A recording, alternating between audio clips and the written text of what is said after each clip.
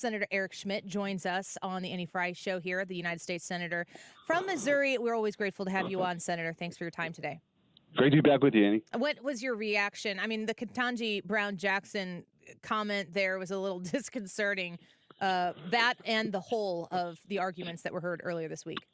Yeah, I mean that is it's revealing to hear that from a Supreme Court justice. But my response would be that's exactly the point. Yes, the First Amendment is hamstringing the government from censoring speech. That is the entirety of the point. And I think to put that into context, you have to remember when we were formed as a country or created. We were rebelling from an all-powerful king that one of the tactics to stay in power and to have control was quelling dissent, crushing dissent, not allowing opposing voices to have their say. And so the founders thought it was really important when they finally got to the Constitution and the Bill of Rights to say the very first individual right that we're born with, by the way, that should be protected from the government is your right to speak your mind, free speech.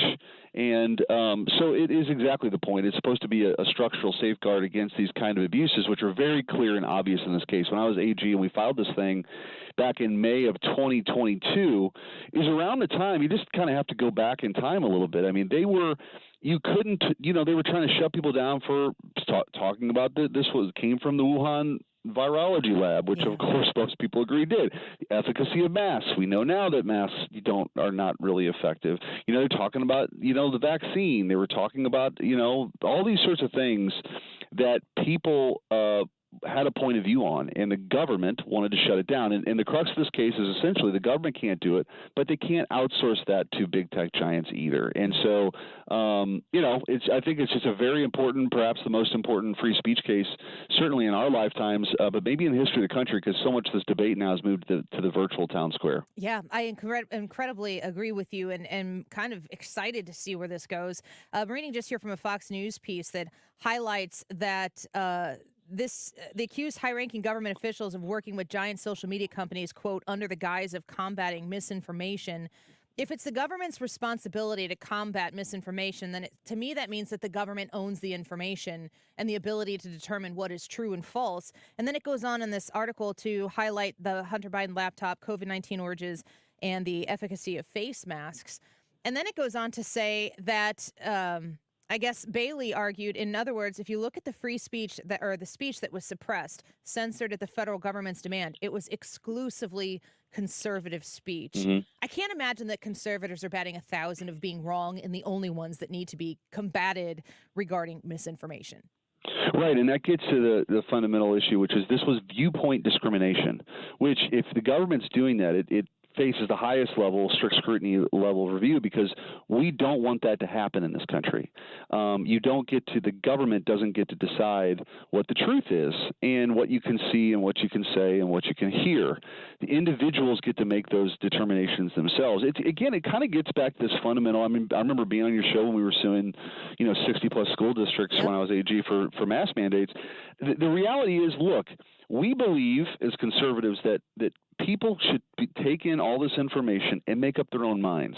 The government doesn't get to be the arbiter of what the truth is. And again, what makes this case unique is they don't get to have social media companies do their bidding. And what we were uncovered, and one of the untold stories about this lawsuit is we were able to get discovery, which means we were able to get documents, emails, text messages before the preliminary injunction hearing, which we won at the district court. It was affirmed by the Fifth Circuit Court of Appeals and now at the Supreme Court. So we won at every level, and principally because we got 20-plus thousand documents that showed this kind of coercive behavior.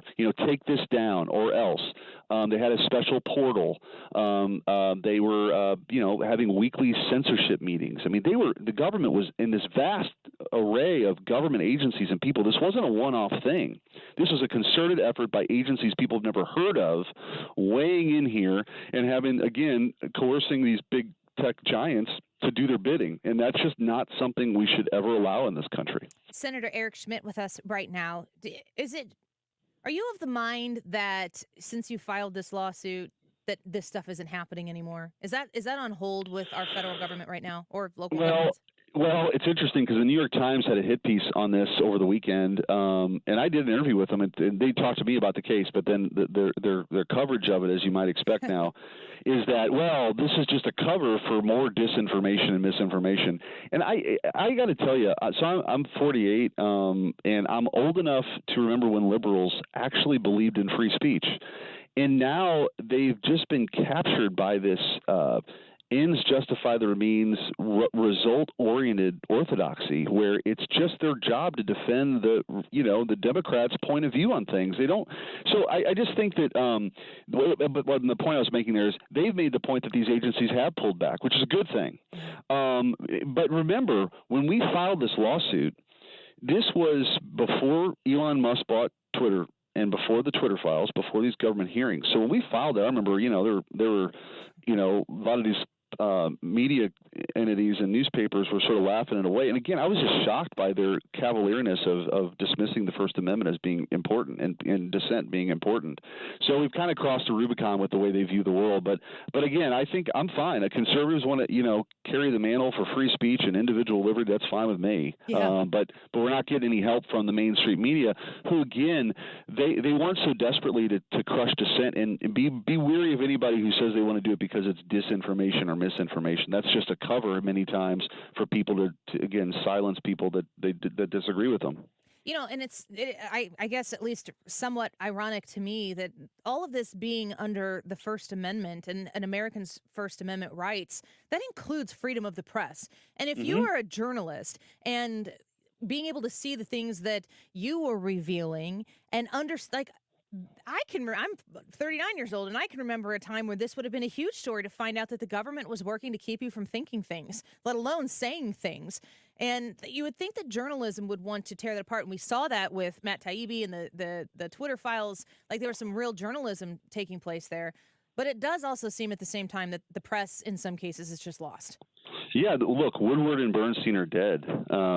This idea that they were speaking truth to power, it's almost like they only really care about that when it's Republicans, when they can get some sort of gotcha thing. And that's not what our free press is supposed to be, because a robust free press is important to ask, the important questions. But we've got total alignment now between, the Democrat Party is now captured by the left. It's, what is it, like 95% of journalists donate to Yeah. Democrats. And so they just don't want to tell the story. They don't want to question because they want the results so bad. And Donald Trump just sort of like, they can't get over it. They've lost their minds. They have this Trump derangement syndrome. And so they're willing to bulldoze any rule, any law, any norm just to make sure he doesn't win. And so that's what's scary about all this, when you have government working so closely with these social media companies to quell dissent. And in many instances, they actually change their terms of service, Annie, or terms and conditions to kick people off, because there were things that people were saying that didn't violate their terms, but because the government was on their back so much, they changed the rules and used that as a pretext then to boot people off the platform. And so, and as another point here, we filed a lawsuit. Missouri and Louisiana filed it, and then there's other plaintiffs, including some folks from the medical community who were raising alarm bells about some of this stuff.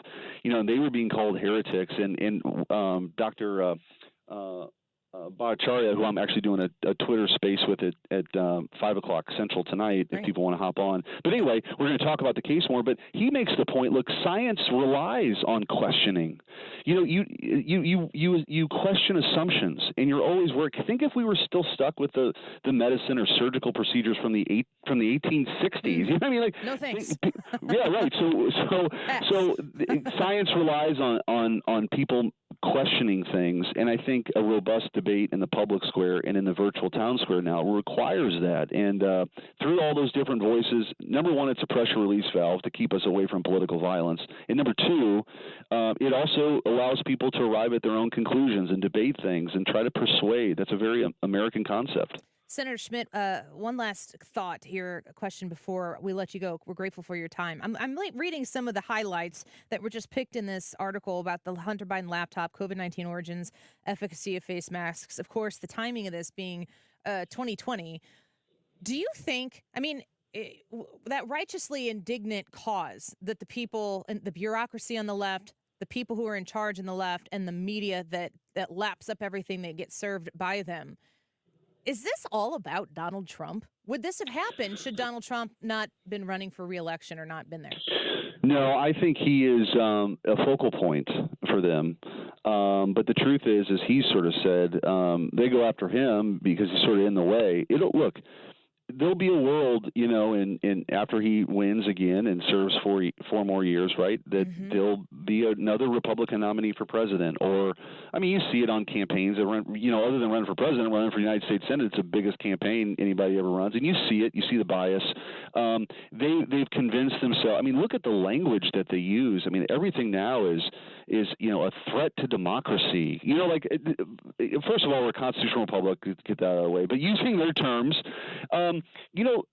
All the things they accuse President Trump of, he didn't do those things. Right. But Joe Biden has literally created a censorship enterprise we've never seen before. And this is a judge saying it's Orwellian. We've never seen anything like this in the country before in an earlier decision. He's also tried to kick his political opponent off the ballot and throw him in jail for the rest of his life. Right? So who's the real threat here? And I think, again, the Democrats, they've just lost their minds. But to answer your question directly, it won't stop with Donald Trump. It won't. Their playbook now, they've crossed the Rubicon about – the last example I'll give you. If the Democrats take control of the Senate, Joe Manchin and Kirsten Sinema aren't going to be here anymore. They're not running for office. Hopefully we take the majority. I think we will. But if we're ever in a scenario in the next decade or whatever where they have the presidency, the House, and the Senate with 51 votes, they'll end the filibuster, Annie. They'll end it. Yeah. And what they'll do with that is they'll add states to the Union, D.C. and Puerto Rico. They'll federalize our elections. They'll pack the United States Supreme Court because they don't like some of these decisions that have come recently. This is all about power and control anymore. We're not talking about what's the difference between the corporate income tax rate. They want to fundamentally change this country forever, and we just can't let them do it. Which is why I've been so engaged in this fight, whether it was AG and now in the Senate, because I love this country, and there's so many people in real America that do too.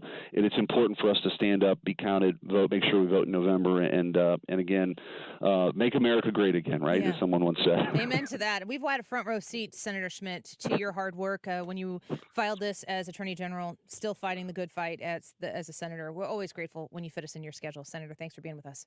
Anytime. Take care. Yep, you as well. Bye-bye. Senator Eric Schmitt, Missouri Senator. Love having him on.